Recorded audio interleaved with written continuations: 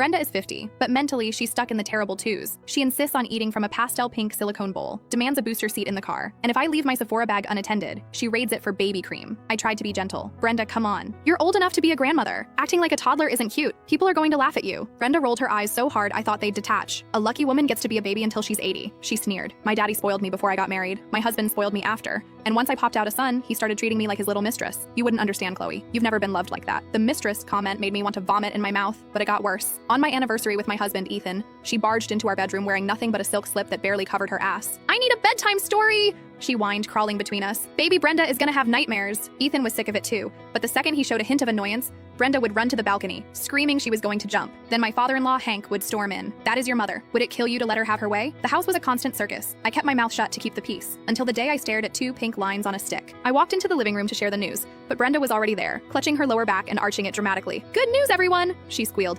I'm a little prego mommy again. My tummy is now a baby bump. That was it. The gloves were coming off. My chopsticks hit the table with a loud clatter. Brenda shot me a dirty look, chin high. What's wrong? Are you unhappy that I'm pregnant? Who are you giving that stank face to? I used to tolerate her because she was family, but she was a bottomless pit of drama, and I wasn't going to be the dough she needed anymore. I don't see what there is to be happy about, I said coldly. You're 50, Brenda. That's a geriatric pregnancy. It's high risk. Most doctors wouldn't even touch you. If something happens, who suffers? Me and your son. Excuse me? Are you cursing me? Brenda stamped her foot, her face turning red. Ethan! Look at this bitch you married. She wants me to die. Ethan, still processing the shock that his mother was raw-dogging his dad enough to conceive, rubbed his temples. Mom, honestly, Chloe is right, he sighed. I'm glad you and Dad are active, but you can't keep this baby. You guys are getting old. Who's going to raise it? We need to schedule an appointment to take care of it. Brenda let out a dramatic wail and threw herself into Hank's arms. Hank slammed his hand on the table. You ungrateful brat. How can you say something so heartless? That's your own brother or sister in there. We can't take care of a newborn, Ethan argued. If we can't do it, isn't that what you and Chloe are for? Hank shouted. Are you two dead? We work full time. We don't have time. Hank pointed a greasy finger at me. Then make her quit.